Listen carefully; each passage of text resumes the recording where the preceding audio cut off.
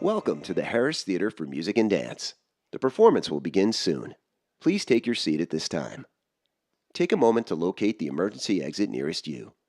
Please silence your phones, put away any distractions, and remember that recording and flash photography are prohibited.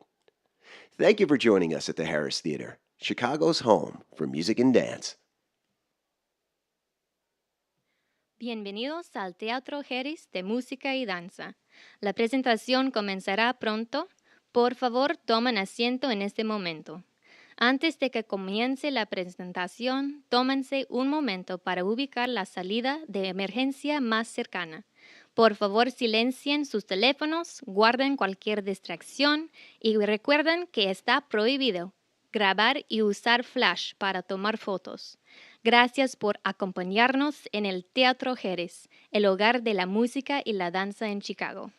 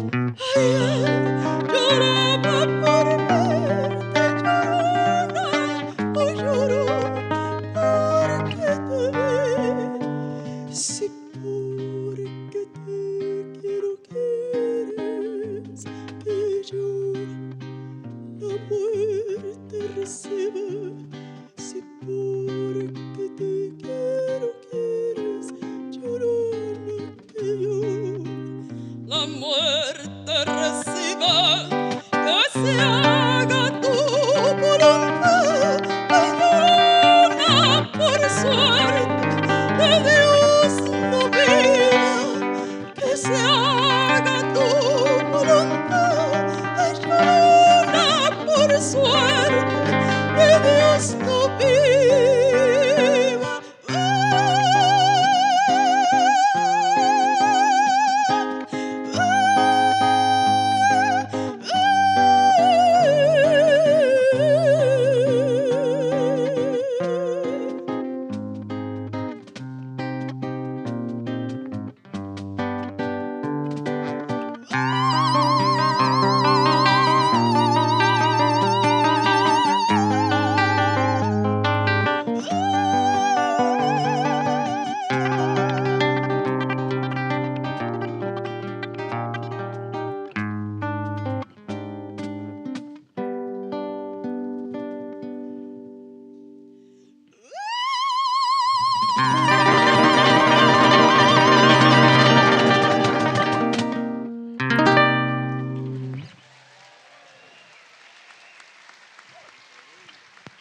Aplauso enorme, por favor, a los increíbles músicos que me acompañan, por favor. Muy buenas noches. Mi nombre es Alejandra Robles. Soy una cantante orgullosamente afromexicana. Muchas gracias. Vengo de Oaxaca. No vivo acá, ya llevo un mes aquí y ya me toca regresarme. Pero aprovecho para decirles que voy a tener un concierto este 14, antes de irme a Oaxaca. Voy a tener un concierto en el Old Town School, 7 de la noche, están todos invitados. Soy una mujer afrodescendiente y he descubierto con el tiempo reconocerme como afrodescendiente, como afromexicana. No fue nada sencillo porque no tengo tal vez el estereotipo de un afro, tal vez. Pero me di cuenta con el tiempo que ser afrodescendiente es un derecho, que no tiene que ver con el color de la piel, tiene que ver con tu cultura, con tu forma de vida, con tus ancestros. Y es importante decirlo a donde yo vaya, ya que entre más afromexicanos seamos en México, en México por supuesto, pues creo que se lograrán resarcir importantes rezagos en la cultura, en la salud y en la educación.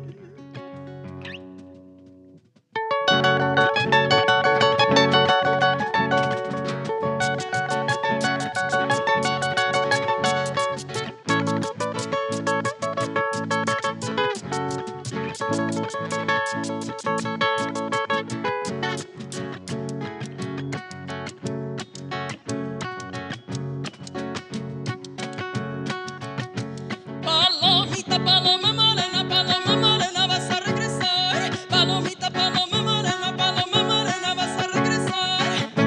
Con las alas caídas y llena de pesar. Con las alas caídas y llena de pesar.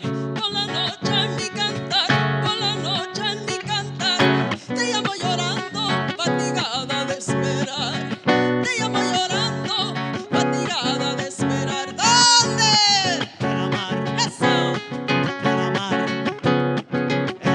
Y yo quiero escuchar aquí a toda la gente cantando este coro conmigo. ¿Me ayudarían? ¿Se puede? A ver, yo quiero oírlo. Vamos a bajarle la música. Está muy simple. Solamente tienen que decir de la mar. Conmigo. De la mar. De la mar.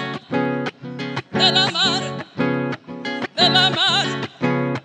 De la mar a la orillita. A la orillita. A la orillita. A la orillita. A la orillita. A la orillita. A la orillita. A la orillita de la mar. Muchísimas gracias.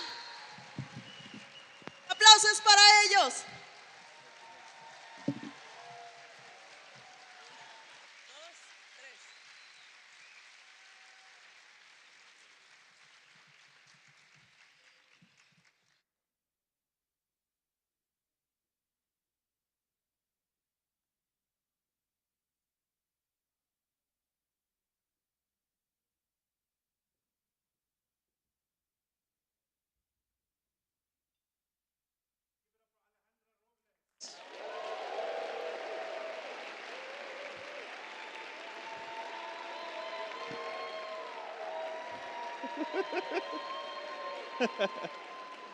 Alejandra Robles, La Morena, is a Mexican singer and dancer of traditional music.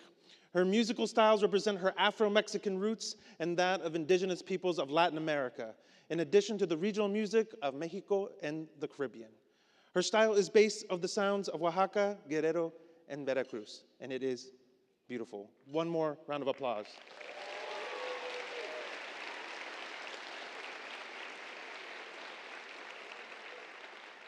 And all that to say, hello, hi everyone, and welcome to Latinos Progresando's 12th annual MEX Talks.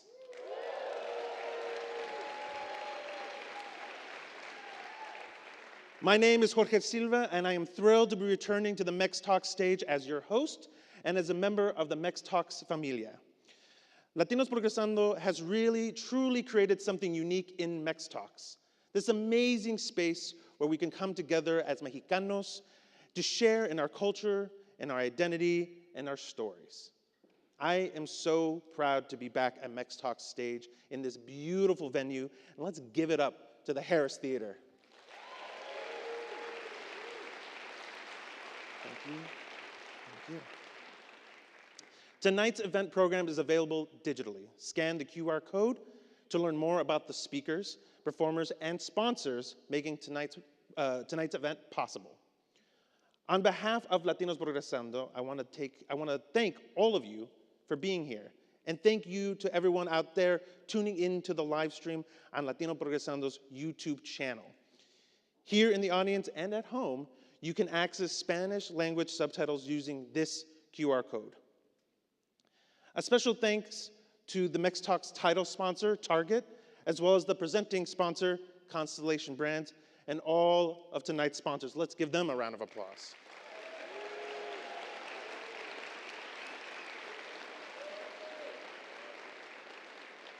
Be a part of the conversation on social media tonight using hashtags MEXTalks. And make sure you follow Latinos Progresandos at Latinos Pro on Facebook, Instagram, Twitter, and LinkedIn. And stay up to date with the amazing work they do for the community. They have done this really great weekly segment called MEX Talks Mondays, where they highlight positive stories featuring Mexicans. And all of tonight's talks will be posted to Latinos Progresando's YouTube channel. In fact, you can find videos of every MEX Talks since 2013 on YouTube, including one by yours truly from MEX Talks 2018. Thank you. This evening, we have the unique privilege of hearing from 5 distinct voices representing a broad range of experiences and ideas.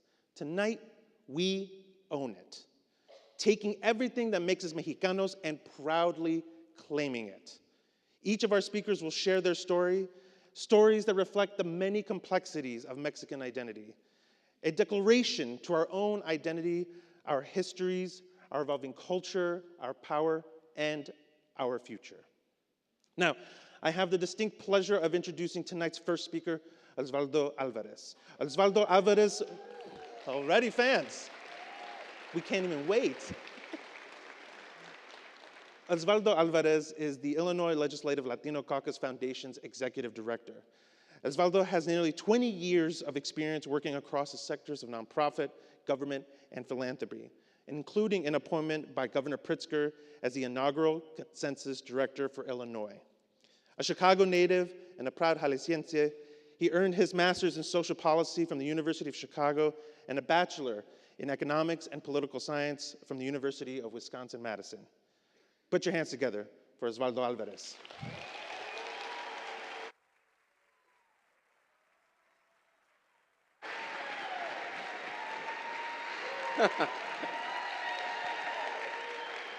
All right.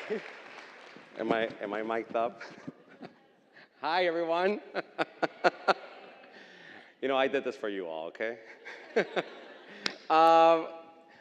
Good evening, everyone. Oswaldo Alvarez. I am very excited to be in front of you all, very excited to be in front of such a beautiful, beautiful Mexican familia. And I want to thank Latinos Progresando for this opportunity. And I guess I'm here to talk to you guys a little bit about my Mexicanness, right? Who I am, and you know, the flavors I have, if you will, right? And how it is that this kind of contributed to who I am and to the work that we do, right? For those of you who don't know, I was born and raised in the northwest side of the city of Chicago, over in Logan Square, Central Park and Fullerton. Yeah, that's right. Calvin Park High School, that's right. Who would have thought, right? And that's right, I grew up with all of that, right? And I grew up in the bilingual program, so, you know, I was part of the group of the kids we were all scared, you know, the gangbangers, you know, all that stuff, right? And I'm also, like, very Mexican, right? Like, you know, I grew up with, like, most Chicago Mexicans, you know, growing up and going on the road trip to Mexico, right? You know, the car, everyone, all the families in there, y órale, right? On the summers, and that's where you go, right? And you know, in the Mexico that I grew up with, it was like not the Mexico that now you see on TV and the colorful what have you. I mean, the Mexico I had was El Rancho, right? I mean, I'm Rancho, right? I'm talking about like las vacas, ¿verdad? La crema, el queso, you know. Remember like las maletas and el queso squirting, and yeah, that. It was great, right? I mean, and now I'm doing that. Now I'm like stuffing my freaking maleta con queso. Anyway, it's great cheese, I know. I mean, and you know, and I think that for many people, this would be like 2 different kinds of Mexican flavors, right? There's the Mexican of over there, and then there's the Mexican over here, right? For people who want to look at us and think of us, they try to like categorize it and what have you. But we all know, everyone who grew up like me, you know, everyone who can kind of identify with what I just said, you kind of know that we're just one, right? That's just who we are, right? And you know, and I'm going to talk a little bit more about that in a little bit. Now, I'm also the executive director of the Illinois Legislative Latino Caucus Foundation. That's right, that's right. Give it up for my beautiful, gorgeous, really 17 beautiful Latinas from across the state, mostly Latinas, really. And I have like the privilege, I have the privilege to work with all of them to really be able to imagine the future for our state, the future for our Latino communities here in Illinois, and it's really exciting to just be with them shoulder to shoulder, tear to tear. Honestly, it's just beautiful. And this organization, you know, is an organization that was founded 22 years ago. I came in as their inaugural executive director a couple of years ago. We've grown the organization in presence and all of these different things, you know, in budgets, right? Like we were from a $300,000 organization to almost $2 million organization. We have staff. Some of my staff are here. Thank you guys for, hey, I see you. Hi. And I just want to say that, and I'm not sharing that because I'm trying to share my resume with you all. I am saying that because I do want to talk about this whole journey of identity that I went through, right? That has allowed for this to happen and for me to know that this is just the beginning. Remember how I said that there were like the two, the Mexicans, what have you? I think that when we go in life as Mexicans, right, here in Chicago, in the U.S., what have you, there are many different versions of who we are. There are many colors of who we are, right? The colors are vast, right? And as we go into different places, I think that it is inevitable, if you will, in this society that we live in, for someone to question a piece of you, right?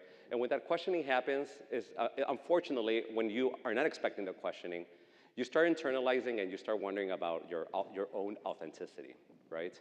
And you start thinking about, am I not authentic? Am I being fake? They just call me fake, right? Am I?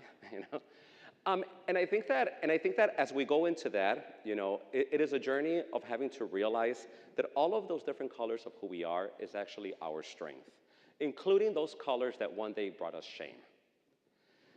When you know how to turn that around, and when you learn to be proud of all of those colors, including those that you're like, ay, me da vergüenza, but yeah, I'm from La Manzanilla. That's right. Sorry. Que vergüenza. When even those colors, when you can turn it around and be all who you are, I am telling you, you are now 100% of who you are. Now, that for me came to its knees, and I had to realize it in the previous job that I had, and that was when I was doing the census. When I was doing the census is the one job that I can only think of that requires 100% of people. So, 100% of people. I'm talking about everyone in this room and your moms, right? Everyone, okay? Everyone, 100% of people. And I can't think of any other job in life that is 100% of people. I joke that the only job that I can think of is like God, right? And I'm not sure if God wants 100%. Some of them are like, not you. And as I was doing the census, I came into the census with all of my, you heard a little bit about my academic, my whole background and all that. I came in with all of the things that I learned in my professional life, right? I came in with data-driven approaches, the research, the heat maps, where are the zip codes, all of these different things, right? And we were like, the Latino strategy is going to be this and here and what have you. And as we were going in the census, we were getting, like midway through the census, we were getting about 20% of the counts, right? And I'm being generous with myself by saying 20%. It was like 14, right? But there was one neighborhood at 20, so I'm taking that 20, right? I'm claiming 20. And I always remember thinking, what's going on, right? I'm doing everything by the book. I'm doing everything how it was said, right? And I always remember being in my mom's house over there in Logan Square, ¿verdad? Ahí en la cocina. And I was with my sister, Liz, ¿verdad? And I was with my sister, and I was like, and I had just found out that Liz had not filled out the census. And I was like, Liz, what's up? Why are you not doing it? She looked at me like sizing me up and down, and she was like, what, are you going to deport me? I was like, I'm like, no, Lizzie, but, think about it. It's important, it's important for the school. She was like, the school's going to be here tomorrow. I'm like, Lizzie, no, I really mean it. Think of the libraries. She's like, I don't go to the library. I was like, Lizzie, I'm like, and then I looked at my mom, and I was like, Ama, ayúdeme, right? What's going on and that? And mom was like, don't look at me. I filled out that thing 2 months ago, Oswaldo. Talk to Liz, ¿verdad? And that's kind of where it kind of hit me that my entire Latino strategy was a strategy for my mom. It wasn't a strategy for all of my sisters. Okay? So that's kind of where I was like, I got to turn this around, right? My job's on the line. I got 100% of people, ¿verdad? I go back, and we completely did, for me now, the imagination and I feel like the rules got broken for me at that point, right? Everything that I learned, broken. At that point, guess what I did? Started working with club promoters. Started working with DJs. I started going to the outlet mall. Come on, all Mexicans, we love a good outlet mall. Seriously. Seriously. And guess what? Little by little, we were going from 40, 50, 60, over 70% response rate in Illinois. We came out being number 1 in the nation, beating all of the high, exactly. We beat California, we beat Texas, we beat Ohio, we beat Florida, we beat New York. And guess what happened? Once they saw us, once we forced them to see us, they had to, here in Illinois, it was honestly forced to create a second Latino congressional district.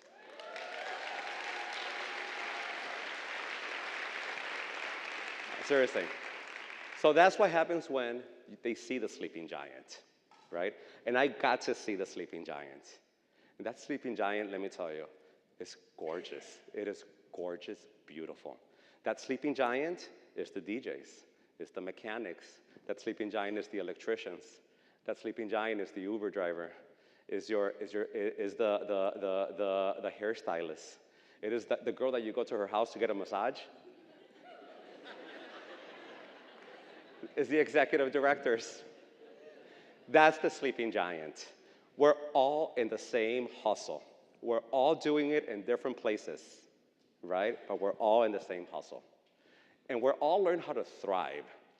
We're thriving in the shadows. Don't get us wrong, we're thriving. But it's in the shadows. Just like the census story, imagine what happens when you get out of the shadows. Just imagine what happens when you get out of the shadows. And so for me, I think that my big message for everyone is about owning every single little piece of who we are. Even and especially the ones que nos dan vergüencita. Because once you own all of it, we all truly become what we all know that we are. We are that bridge. We are born with that. We have it. Don't forget it. It's esa vergüencita that stops us from being that bridge. And when I said the $300,000 to the $2 million, that's why I said that ain't nothing for what we can do, right? And honestly, right now, of all the colors I said, I only gave you two, right? I talked about me being from Logan Square, Central Park, Fullerton, and all that good stuff. And I spoke about me being from Jalisco. I have a whole bunch of other things, right? I am a nerd at heart, right? I love, yeah, go nerds. For all of you who don't know, nerd is where it's at, okay? And then, seriously, I love video games. I love all of that good stuff, right? I'm also a proud gay man, right? I mean, I am very complicated. My partner who's in the room, he'll tell you how complicated I am. I love him. Christopher, I love you. And I'm also, as you can kind of tell, I kind of like bougie stuff, right? I got this made. I want to make sure I look good. And guess what? I am not embarrassed about any of it, right?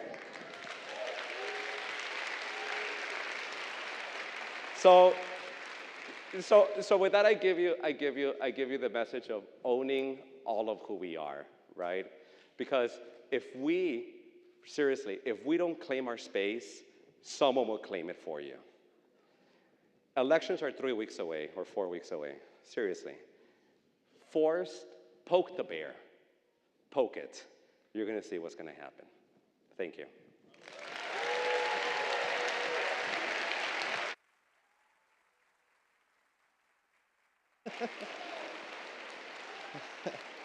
Yeah, don't forget. You may not know our next speaker personally, but chances are, if you live in Chicago, you've seen his work. Joseph Perez, aka Scent Rock, is a self-taught street artist with early works developed from graffiti writing in Mexican-American neighborhoods. Scent Rock's signature bird mask over a human figure has become his most recognizable declaration. Through his work, he's become a catalyst for his community, presenting undertones of hope, freedom, and expression.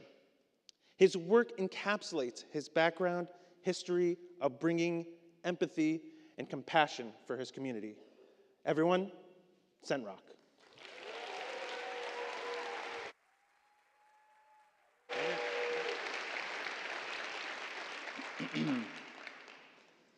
Thank you for the introduction. Good evening, everyone.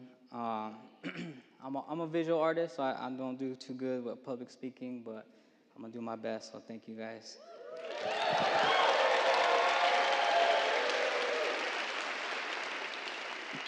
I was thinking to myself how I got into art. Then I started thinking about the greats, Da Vinci, Picasso, Van Gogh. Why did Van Gogh become a painter? Anyone know? Because he didn't have an ear for, because he didn't have an ear for music. Womp womp. Okay, seriously.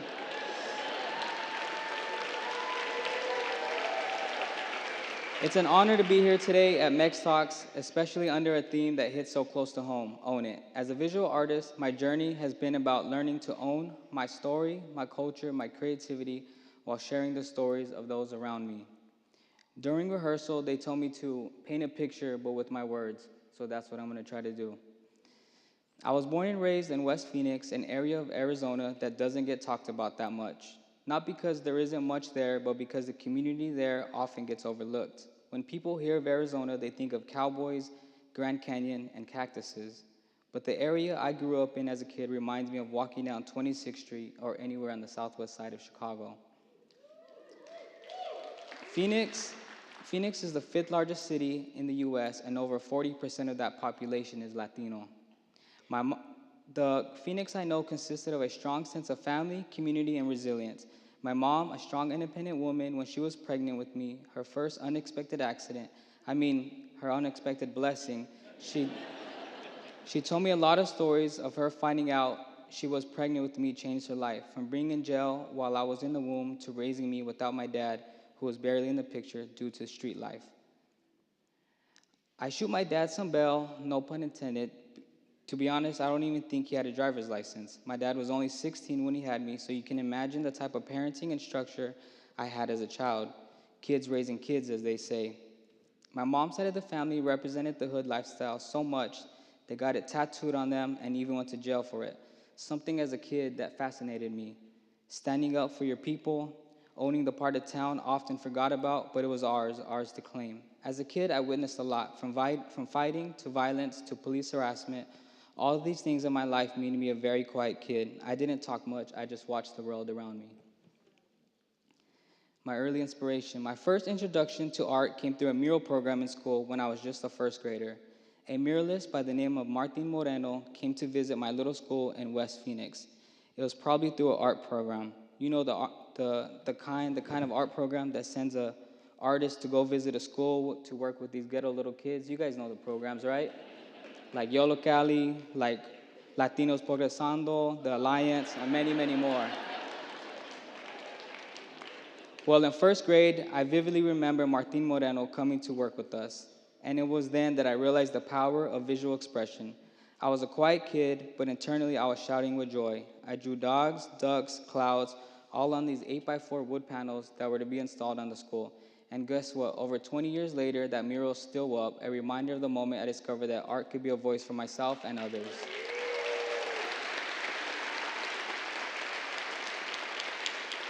But growing up in my environment, self-expression through art wasn't encouraged. My father was still in and out of the prison system, and I found myself searching for identity. A kid growing up in environments that don't often cultivate creativity.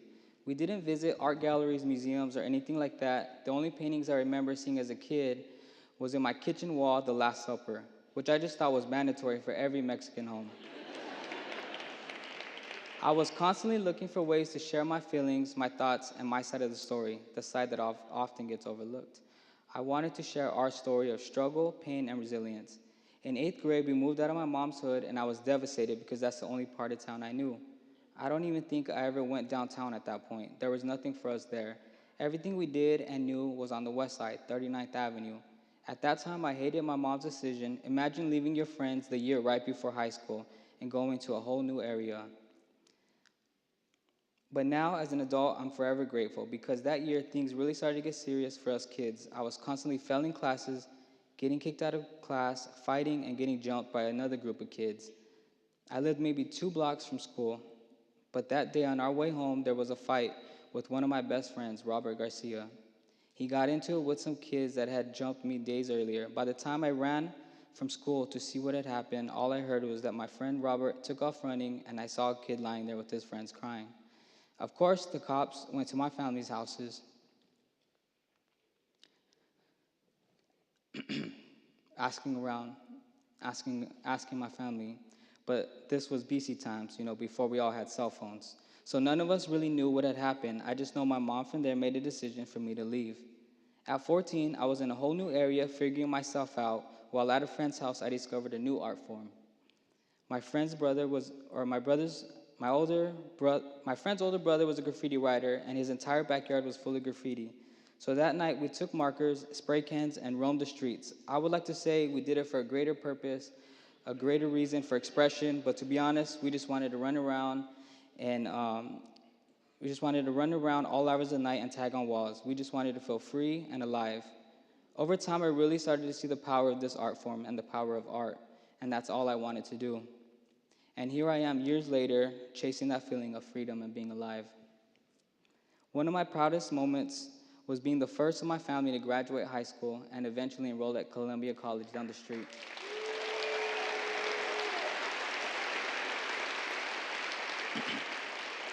It was a moment where I felt like I was not only owning my education, but also setting a new path for my family. From there, I moved into painting murals, participating in art shows, creating pieces that speak to the streets I come from.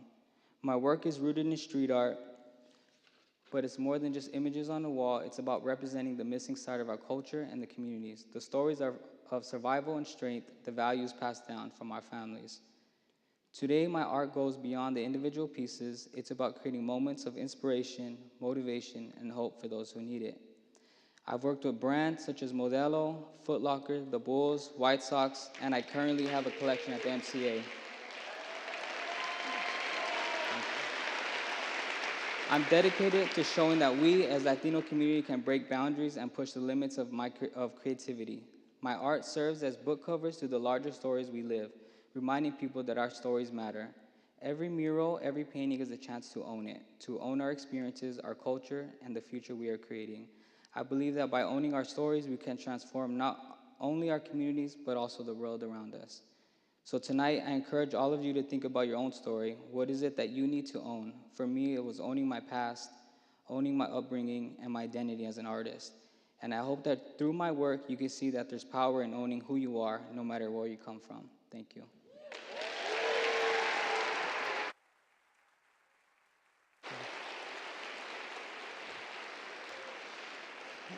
Senrock, as an artist myself and as a Mexicano, I want to applaud your work and your story, both of which are incredibly inspiring. Can we give one more round of applause to Senrock?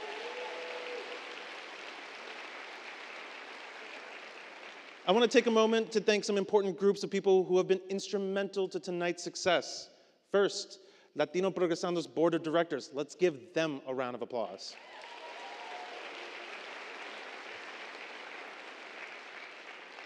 Secondly, let's give it up for the first ever MEX Talks host committee, a diverse group of leaders across so many fields, all demonstrating their support for Chicago's Mexican community.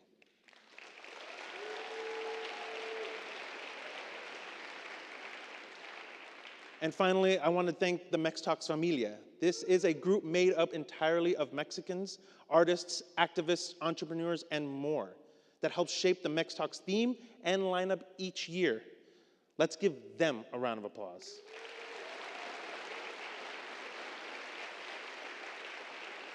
You can find all of these people listed in the digital program. Getting involved and giving a voice, that's what it's all about. Something our next speaker knows all about too. Dr. Melinda Q. Brennan is the first Latina and woman of color to be executive director of American Civil Liberties Union of Wisconsin.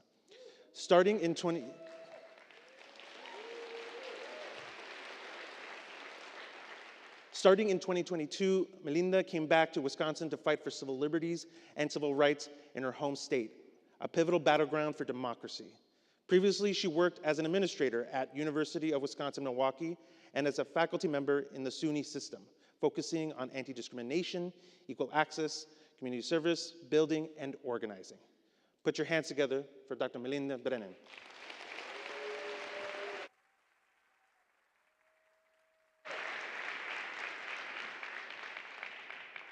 Thank you all. I'm here because my grandmother dreamed.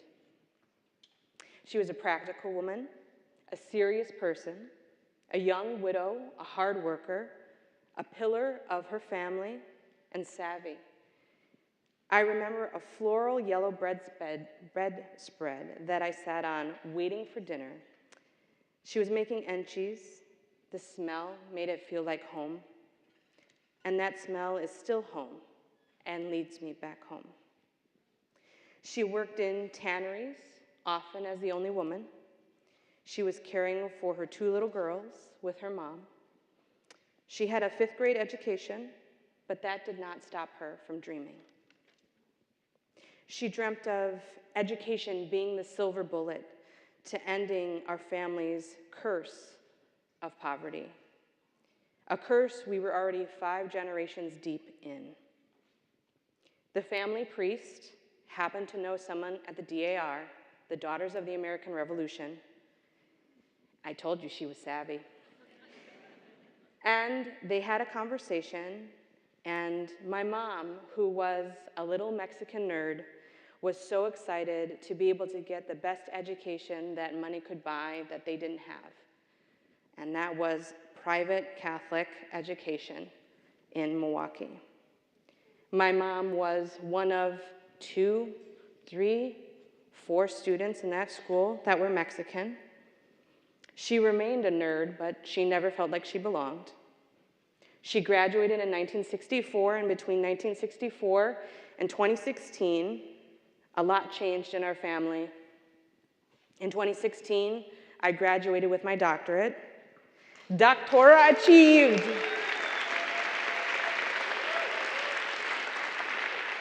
Thanks. We can all take all the encouragement we can get. But stats can limit us as much as they can empower us. So here's some stats.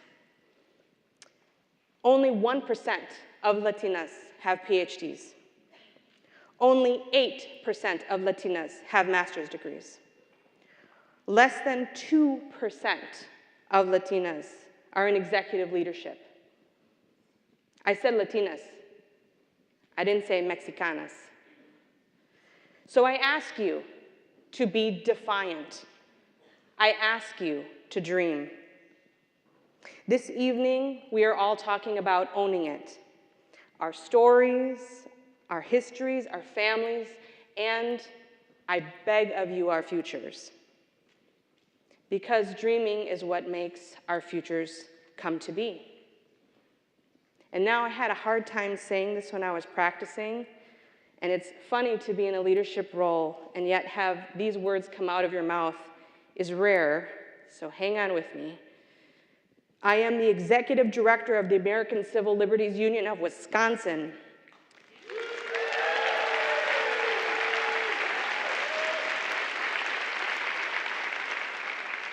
It is the largest civil rights organization in my home state.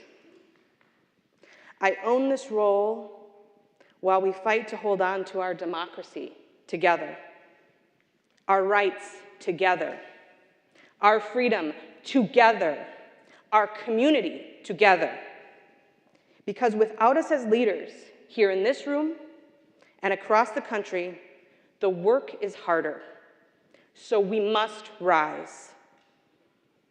My mom taught me to be direct and unafraid, to make my own choices.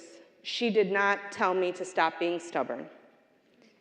Thank goodness for that. My grandmother's strength helps me lead. I am prepared to be told no and to do it anyway. I am often the only Mexican in the room, except when I'm on the south side of Milwaukee or in Chicago. I mean, let's be real. But I would rather own it than be lonely. And it's a choice. I don't want to be defined by statistics or stereotypes or being told no. And if you know me, if I choose not to listen, I just don't. And I encourage you to do the same. So I have some questions for you. And they are for each one of you in this audience, whether you are part of this community or a beloved ally.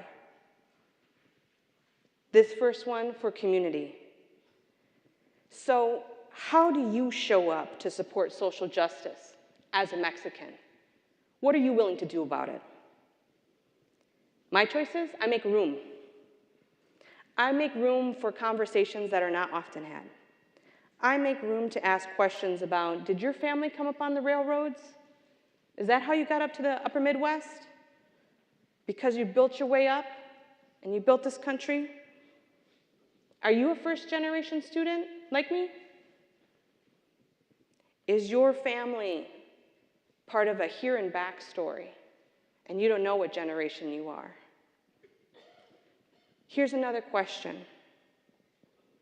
Do you remember a time when your family dreamed of something that felt impossible?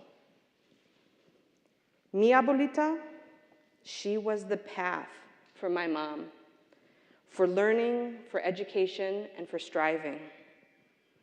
My mom told me not to stop until I'm done, and I'm nowhere near close.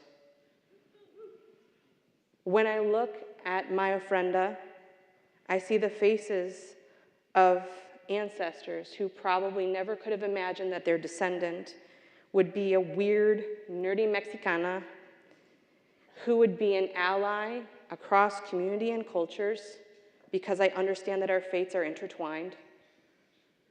An educator who put young people who were on the margins at the center of my life,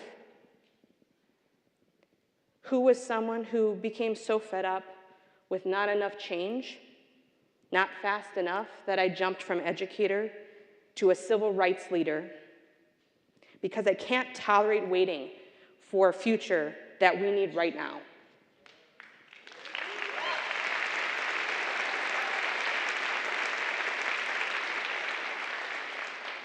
Keep that feeling in your chest for November. For real. I did not imagine sitting on a flowered yellow bedspread that I would be here, whether in my role or on the stage, fighting for justice, not just for the people in this room or our community, but for all of us. So here are some invitations.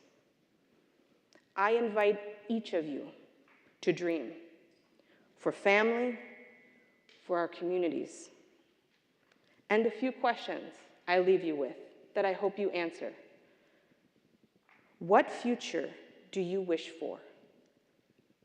What freedoms do we need that we have not yet dreamed of?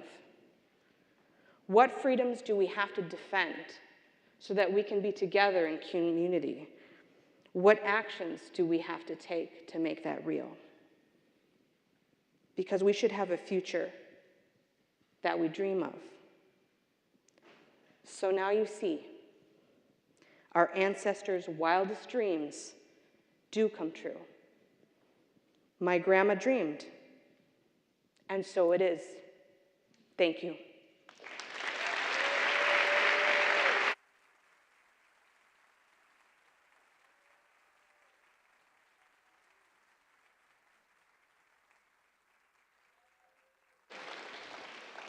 I want to take just a moment to let that sink in. So it is. Can we give another round of applause for Dr. Brennan?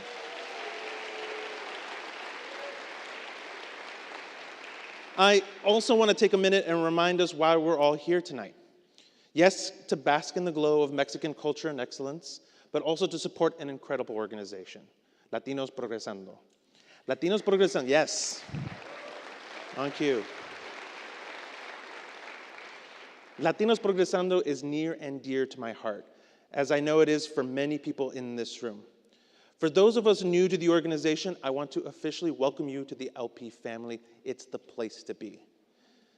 LP has accomplished so much and impacted so many lives over the last quarter century, and today we celebrate that legacy and while we look toward the future. Let's take a look.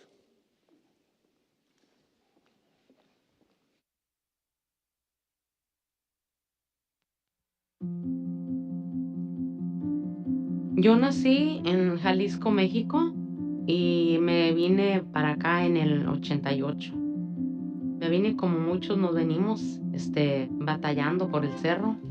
Creciendo en la villita y criando mis hijas ahí mismo, me sentí bien, pero a la vez es difícil también porque de bajos recursos y no es fácil. Pero mis hijas, ellas lucharon, me siento muy orgullosa de eso, que lucharon hasta el final y lo lograron. I am the youngest of three sisters. My older sister and her friends from high school were involved in Latinos, and that is how I found out about Latinos Progresando.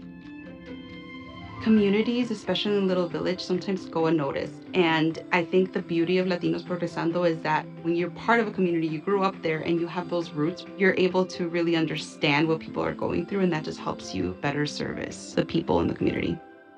Latinos Progresando provides immigration legal services. We have our community investment portfolio that really works on increasing the leadership and support of Black and Mexican-led nonprofits. We also help provide social emotional learning programs for parents, and we partner with 4 of our local schools, and we continue to see how we can expand and bring more hyper-local infrastructure improvements to the area. The future of Latinos Progresando is big. Looking back at the time when I was an intern and now seeing the amazing community center. This youth community center has impacted the entire neighborhood. The immediate impact for the people that live around here to see a space where people have dedicated their lives to making this world a better place has just had a huge impact. We have expanded our immigration legal services program. We now see families from over 60 countries. We have families that come to our office from over 24 states in the US. Other organizations are using our space. It's been a beautiful project. Most recently, we launched a report entitled Fuerza Mexicana, the Past, Present, and Power of Mexicans in Chicagoland. We're really excited about this report because it has a lot of data about our history, our current demographics, and a lot of the needs. It's allowing us to really come together as a community to say, this is who we are, this is what we need, and collectively, if we come together, there's a lot of power in what we're able to do. It's good that we have data and other things that help with the narrative to understand our contributions to Chicago as Mexicanos and make sure others understand it. It's so beautiful and powerful to see all of us overcome and be successful in this beautiful city. I feel very hopeful. I think where we can come together and continue to learn and dive back into our culture and where we're from is very important. I'm so proud to be part of one of the largest, fastest growing, youngest populations in the city of Chicago. I think the future for Mexicanos looks very bright. You should be proud of who you are and where you come from, and you should be able to talk about that without feeling ashamed. We want to continue to raise the voice of the Mexican community in Chicago. We want to continue to be one of the strongest immigration legal services program in the city. And we want to use our voice to start to connect communities across the city. We are an organization that sees that the Mexican community needs representation, and we're ready to be an organization that represents our community. Today, 1 in 5 people in the city of Chicago identify as being Mexican, and that's a huge opportunity for us. In order for the city of Chicago to be successful, the Mexican community has to be successful. It is such a critical time to invest in the Mexican community in Chicago because of how big our community is and the importance of making Mexican people feel seen. When people feel seen and when people feel understood, you can make magic happen. Para mí, Latinos Progresando ha sido algo muy bonito, que mis hijas hayan estado todas involucradas ahí y ser parte de esa familia porque me vean como familia. I'm happy to announce that starting today, Latinos Progresando's new mission is to elevate the well-being of the Mexican community. Elevate the well-being of the Mexican community. Elevate the well-being of the Mexican community. Elevar el bienestar de la comunidad mexicana.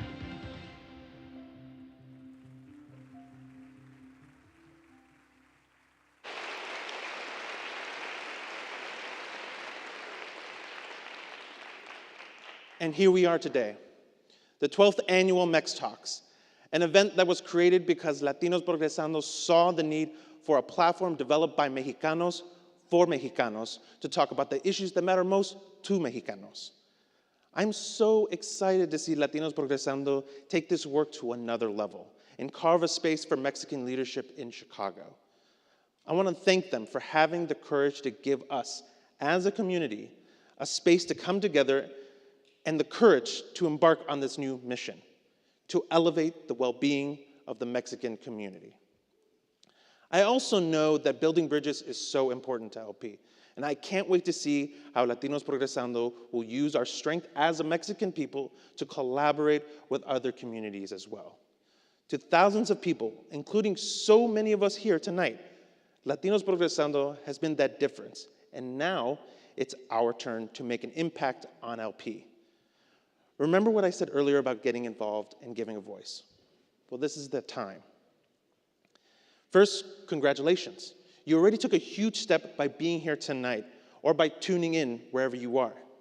But there's no better way to support the work that you care about than through direct investment. Please join me in making a gift of any amount tonight using this QR code. You can make a one-time or reoccurring gift. Luis said it. 1 in 5 people in Chicago identifies as Mexican. In order for Chicago to be successful, the Mexican community has to be successful.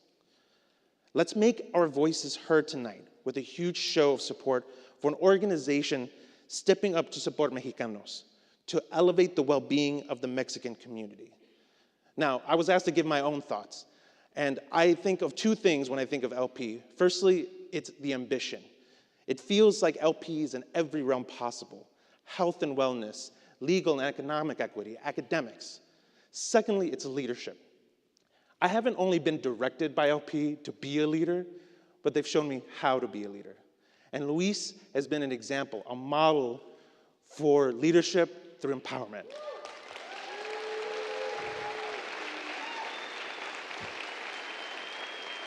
He has shown me how we can uplift everyone around us. And if it's one place that I do not feel like I have imposter syndrome, it's in this room, because the LP community has celebrated every single one of my personal achievements. So thank you. Celebrate them. So let's give today. Let's help LP to continue to celebrate, to uplift and empower future generations. Thank you. So now, let's get back to the lineup. Gigi Gonzalez is an influencer, financial educator, public speaker, and author of the best-selling book, Cultura and Cash. Gigi teaches personal finance and career navigation to First Gen at various organizations on her social media accounts for the First Gen Mentor. Her book was named 5 books to help kickstart a financial wellness journey by the Seattle Times, and a personal finance book to read in 2024 by Business Insider. Give it up for Gigi Gonzalez.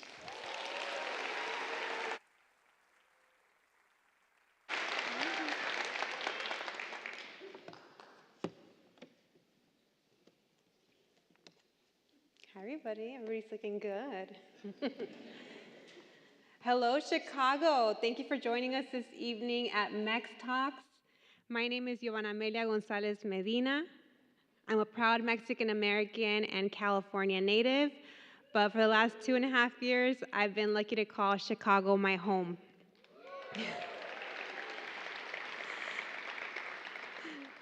A lot of people may know me by my nickname, Gigi, or my influencer name, the First Gen Mentor. In 2021, during the Great Resignation, I made the decision to quit my stable corporate job in investment management to pursue my passion, teaching financial literacy to young adults. And I documented this journey publicly on TikTok.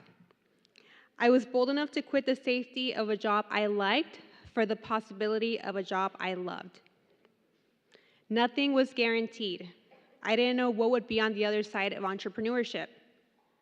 But over the last 3 years, I've been wildly successful as an entrepreneur and business owner.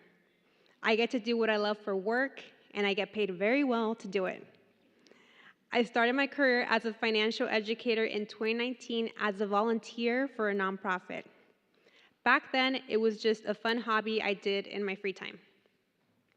But now, I make a living from teaching culturally relevant personal finance at global organizations like McDonald's, Google, and Meta, just to name a few.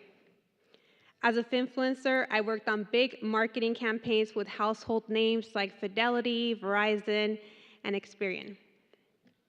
I've been featured on dozens of major publications like the New York Times, Forbes, CNN, and Yahoo Finance. And this past January, I published my first book, Cultura and Cash, a 2-time award-winning personal finance book for First Gen Latinas. Thank you.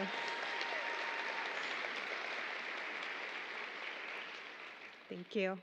My book was endorsed by none other than my lifelong idol, actor, director, and philanthropist, Eva Longoria. I stand here today because I'm someone who owned it and took charge of her life and career, and I'm inspiring other women who want to do the same. When people hear my story, they usually just focus on the big leap from corporate to creative entrepreneur. And sure, that decision was a big one. It's one that completely changed my life. But it wasn't just one big decision. It was a series of small, bold decisions that allowed me to create a life of my design while making an impact in my community. Tonight, I'm going to share those 3 decisions in the hope that you'll be inspired to own it. First, I made the bold decision to take charge of my finances. The truth is, 5 years ago, I would have never even entertained the idea of quitting my job for entrepreneurship because I was weighed down by debt and had no savings to my name. In my 20s, I went through a lot of financial chaos. I worked for toxic bosses, had bad roommates, and had family drama over money. I reached a moment where I thought, why am I struggling so much? Wasn't the whole point of going to college to have an easier life? But here I am, barely scraping by. It was then that I realized I was stuck in a paycheck-to-paycheck cycle because I never learned how to manage my money. As a daughter of Mexican immigrants, we never talked about money at home. The only conversation about money was, there is no money, so don't bother asking. I didn't want to live in financial turmoil anymore, so I decided to teach myself how money works. I read over 50 personal finance books and learned everything I could about money management. That knowledge gave me the skills I needed to implement a financial plan to get my finances on track. It meant leaving beautiful, sunny, but expensive San Diego to relocate to scorching hot, but much cheaper, Phoenix. A lot of my friends made fun of me for moving to Arizona, but it was a strategic move. Moving out of state allowed me the opportunity to finally have some breathing room with my finances. With the cheaper cost of living, I was able to aggressively pay down my debt, fully fund a 14-month emergency fund, and invest more intentionally for retirement. Thank you. Thank you. It took me years to get myself into a better financial position, but I'm so thankful I put in the work because it's ultimately what gave me the flexibility to quit my job during the Great Resignation. Through therapy, I've learned my passion to teach financial education actually comes from generations before me. It comes from the financial struggles my grandma faced as a young mother of 5 in the 1960s in Mexico. My grandma grew up in poverty. She was 16 years old when she married an older man for a better life. My grandfather was 28, so he was a bit more financially established. But he was also a serial cheater. My grandma wanted to leave him several times during their marriage, but never felt she could. She didn't have any money of her own and worried she didn't have the job skills to support her young children. So she stayed trapped in a marriage that made her feel unhappy, but kept the family unit together. My grandma didn't have the option to leave. Because of what she went through, I don't want any other women to stay stuck in relationships, workplaces, or living situations that don't serve them. Financial security, thank you.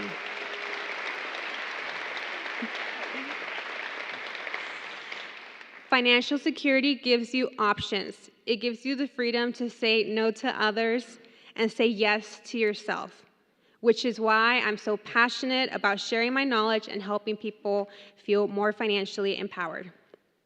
Second, I made the bold decision to ignore my parents' advice.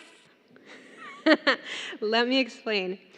One of the most common questions I get asked when people hear my story is, that's great, so you quit your job to do your own thing. Pero, ¿qué dijeron tus papás? What do your parents say? Did they support your decision? I always say, one did and one didn't, which is why they're divorced. They can't agree on anything. My mom was extremely supportive. She said, you are meant for this. I just know it. You're a natural. You're a star. But she's also more of a free spirit. My dad, on the other hand, didn't have such a positive reaction. Do you guys want to hear what my dad said? He said, Giovanna, ¿cómo es posible que pasaste tantos años quemándote las pestañas y estudiando para ser una tiktokera? No, Giovanna, no la chingues.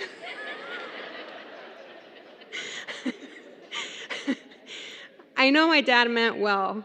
As an immigrant from Mexico, his work options were very limited. He rents party supplies for a living, like brincolinas, parties and chairs, tables and chairs, and an office job with air conditioning was the dream for him. But I recognized I couldn't let my dad's fears stop me from pursuing my passion. After all, I wasn't quitting without a plan. I reassured him I had 14 months of living expenses saved up, and that no one was taking away my college degree or work experience, and that if things didn't work out, I could always return to my old job. As Latinos, a lot of us want our parents' approval. We want to feel accepted. We want to feel that they are proud of the choices we are making. But a lot of our parents didn't have the privilege to leave a steady paycheck to pursue their passion. They couldn't afford to take the risk like we can because as an immigrant, all you want is stability. I had to make the bold decision to ignore my dad's advice and to march to the beat of my own drum. And I'm so glad I did because I haven't looked back once. Naturally, people ask me how my dad feels about my career now. I'm so proud to share that he is one of my biggest cheerleaders, and every time I share a win with him, he always says, mi hija la chingona.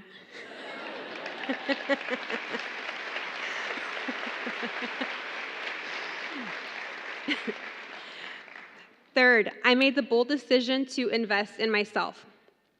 When I left my job in investment management to enter the financial education space, I recognized I was attempting to do something I'd never done before, which was to build a career working for myself in a completely different field. I knew I couldn't do it alone. Before quitting my job, I enlisted the support of a life coach. Looking back, I should have hired a life coach and a therapist, but that's a story for another time. These were my options. I could try to stumble my way through entrepreneurship, or I could hire a life coach to help me get clear on my goals, create a plan to execute them, and help keep me accountable. Having her support was key when I was building my personal brand from the ground up. In these last 3 years, I've continued to invest in myself. I haven't done it alone. I built a successful business because I hired a business coach. I published my first book because I hired a book coach. Physically, I'm the strongest I've ever been because I hired a personal trainer. As Latinas, we aren't taught to invest in ourselves. We're taught to not ask for help and that there is pride in figuring something out all on your own. And you can do it alone, but it will take you much longer and you'll make more mistakes along the way. If you do it alone, you may end up feeling frustrated, get stuck, and even give up. Remember, you are your greatest asset. Invest in yourself. Get support from experienced coaches to help you reach your goals. You are worth the investment. After today's MEX Talks, I hope you feel inspired to take control of your finances, to give yourself options and financial flexibility. Trust yourself and take your parents' career advice with a grain of salt. They usually mean well, but because of their lived experience, they may be more risk-averse. And lastly, continue to invest in your growth to accomplish what you desire, because you too are capable of achieving what I have and so much more. All you have to do is own it. Thank you.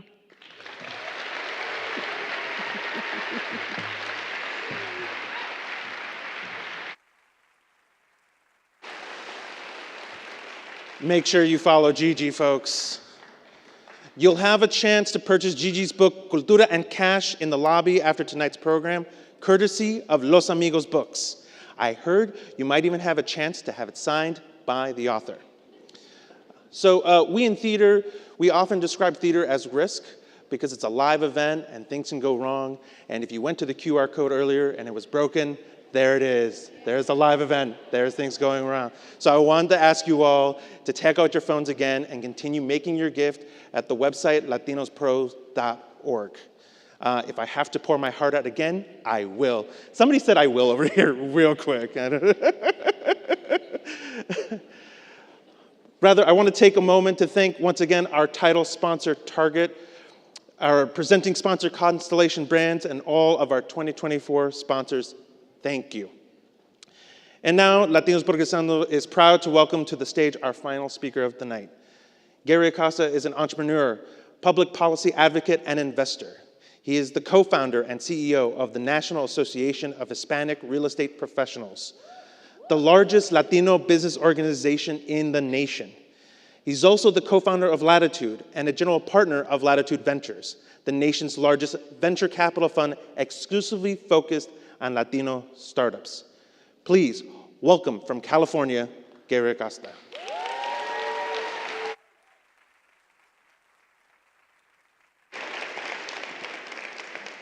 Well, I'm definitely not as cool as some of these other speakers, but I was born in East Los Angeles, California. East Los. Ground zero for the Mexican experience in the United States back in the 60s and 70s. My parents were both Mexican. My mother was born in the Rio Grande Valley of Texas in a small town named Mission. My father was also born in East LA. If you were Latino in Los Angeles in the 60s and 70s, you were Mexican. Even if your family was from El Salvador or Nicaragua or South America, you were Mexican. That's just the way it was. I actually had a friend named Jason Madiero who grew up in LA, whose family was from Colombia. He claims he didn't know that he wasn't Mexican until he was like 20 years old. In my eyes, growing up in East LA, there were two kinds of Mexicans. There were the cholos, the pachucos, and there was everybody else. And I wasn't one of the cool ones. I wasn't a cholo. Not because I didn't want to be, but because my mom wouldn't let me. I think my dad might have been cool with it, but my mom called the shots in the household that I grew up in. My mom passed away last year at 78 years old. And when you lose a parent, you can't help but reflect on the impact that they had on your life. Somewhere along the line during my upbringing, my mother convinced me that I could do something consequential, something important with my life. And I use the word convinced because I think we all try to say encouraging things to our kids. We tell them that they can be whatever they want when they grow up. But my mom convinced me. And for that, I'll always be grateful, and I'll always consider myself extremely lucky. I co-founded the National Association of Hispanic Real Estate Professionals, or NAREP as we call it, almost 25 years ago in San Diego, California, with a gentleman by the name of Ernie Reyes. Ernie was a real estate broker in San Diego, and I was a mortgage broker. Before Ernie was a real estate broker, he had a really interesting background in politics. He saw things from a political lens. And I was a younger, ambitious entrepreneur that wanted to do something great with my company. And whenever Ernie and I would close a transaction together, we would celebrate by having a Mexican breakfast. I would always have chorizo and eggs, and Ernie would have his huevos rancheros. And those were great memories to me, and those were really important conversations that we had over breakfast, because we didn't just talk about transactions, we philosophized about life and our families and our aspirations. And Ernie used to always say, if we ever got our act together, meaning if Latinos and Mexican Americans ever got our act together politically, we could do great things. And I was somebody, again, that really wanted to do something special with my business. And I thought it would be cool if I had access to the types of things that I thought you needed to build a big business. Access to capital, access to mentors, access to information or big partnerships. And during a course of several years and I don't know how many conversations, Ernie and I asked each other the big question: if not us, then who? And if not now, then when? And with that, we launched NAREP back in 2000. One of the first things I remember doing when we launched that organization was I went on a listening tour. And I went and visited with some of the largest companies that were servicing the housing industry, the big mortgage banking firms and some of the big real estate brands that you're all familiar with. And in those meetings, I basically said the same thing. I told them that there was this tidal wave of Latino homebuyers that was coming around the corner, and they needed to prepare for it. They needed to hire the right people, they needed to have the right products and services, and they needed to learn how to market to this community correctly. And in all those meetings, everyone in the room nodded their head in agreement. And in the weeks and months and years that followed, not one of those companies did a thing.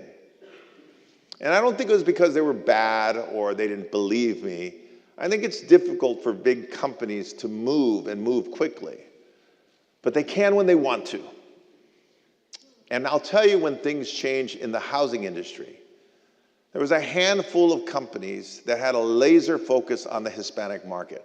A couple of them were startups. One of them was launched by a Latina, a Mexican-American woman in Southern California, who launched a mortgage company. And a few of those companies started to get big, and they started to achieve scale. And they started to take business away from some of these big companies, take market share from them. And when that happened, the conversation inside a lot of those companies changed. It went from a conversation about the Latino market that went like this: it's an important market, it's important for us to be good corporate citizens, to what I describe as a war room conversation that said, if we don't figure this out, we're going to continue to lose market share, and some of us are actually going to lose our jobs. And that's a paradigm shift. And that has a bigger impact than just the people who own those businesses and who work at those businesses. Because the multiplier effect, that I like to call it, that these big companies respond by, is they start making massive investments in Hispanic markets. And they start hiring Latinos and Latinas in decision-making positions. And that is the multiplier, cascading effect that entrepreneurship can have in our community. Entrepreneurship can close home ownership gaps and wealth gaps, I believe, more than any other tool that we have out there. Owning businesses. Fast forward a few years, and I had the good fortune of crossing paths with a gentleman by the name of Sol Trujillo. Sol was Mexican-American, and the very first US-born Latino to be the CEO of a Fortune 200 company. And Emilio Estefan, and you know who Emilio is. And the three of us decided to launch the Latitude event platform, which is kind of like NAREP, but on steroids. It was a platform that gave us the opportunity to showcase some of the best and the brightest that we have from our community in various sectors of the economy, whether it was technology, business, media, sports, across the board. I learned from that experience the importance of controlling our narrative, because one of the primary objectives of Latitude is to disseminate a correct and positive narrative about the Latino community in the United States. See, if we got all of the information about the Latino population from the media, from what we hear in the news and what we see on television, we probably wouldn't have the best opinion of Latinos. We would think that this is a community that was rife with problems, that had immigration problems and economic problems and problems with the law, because that's how we're portrayed and that's how we're perceived, and that has an impact, believe it or not, a major impact. But the truth is that Latinos are actually the drivers of economic growth in this country.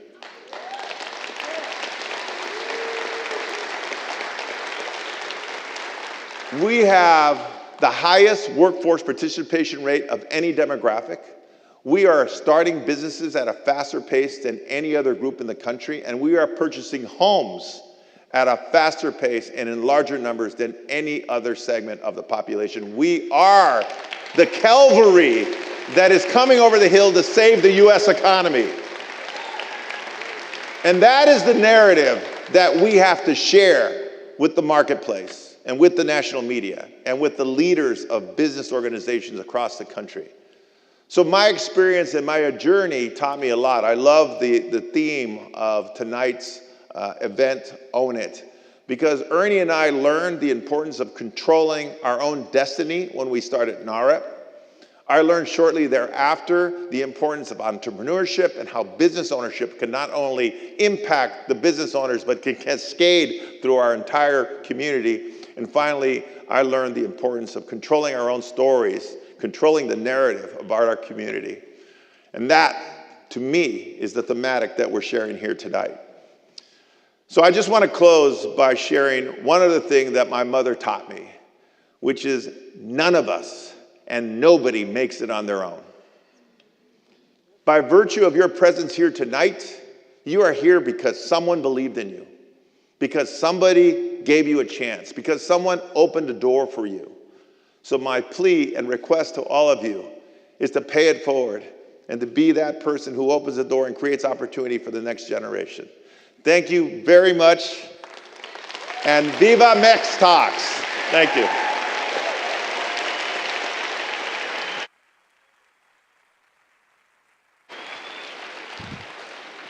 Gary, I have so many Shark Tank pitches for you later. Don't go too far away. Let's give it up one more time for Gary Acosta.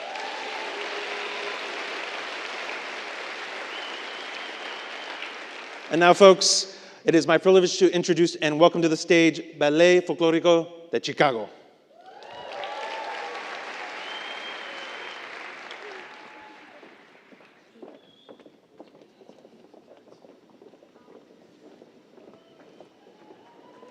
Ooh, right in front of lights, sorry.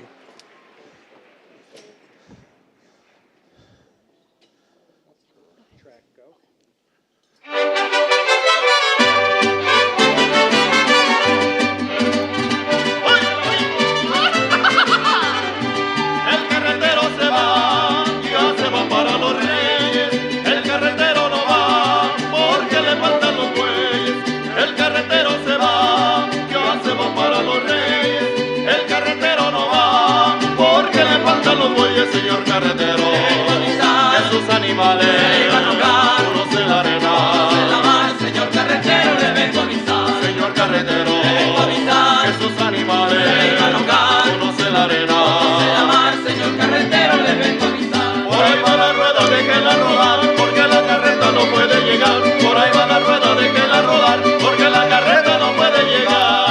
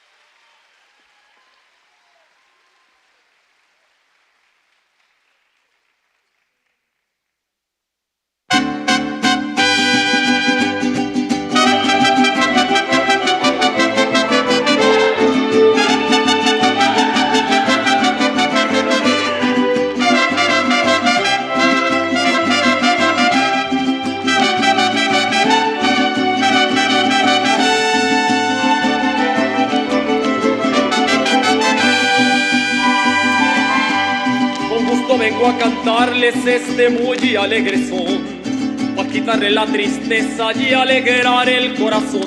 No les vengo a presumir, solo quiero demostrar que soy puro caliciense, amigo a carta cabal. Dicen que somos malditos,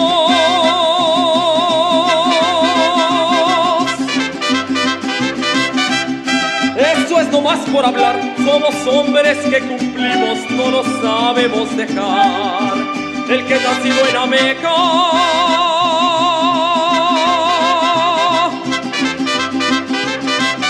orgulloso de él está, como el que nació en Tequila, paladeando su mezcal.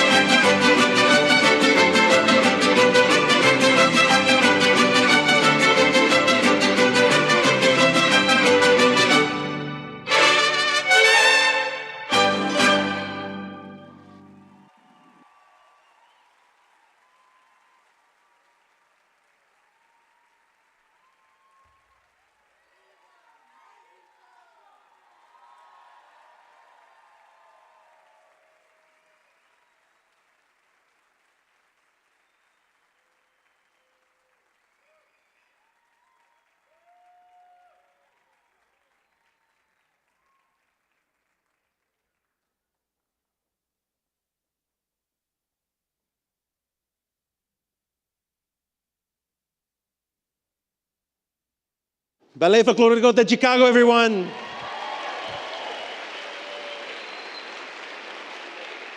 What an electric way to close out the program tonight.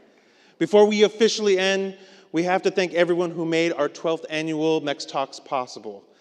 Thank you to our title sponsor, Target, presenting sponsors, Constellation Brands, and all of our 2024 MEX Talks sponsors.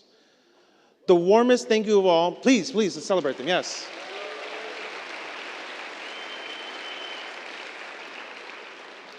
The warmest thank you of all to the incomparable Sandra Marquez, who helped prepare all of tonight's speakers. To Jennifer Aparicios, tonight's stage manager. To the Harris Theater team, front and back of house. Let's give them a round of applause.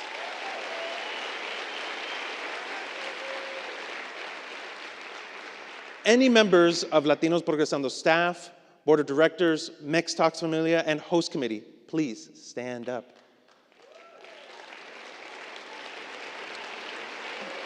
You're doing it already. A round of applause to some of the most dedicated and visionary people working in this city. Thank you for all that you do.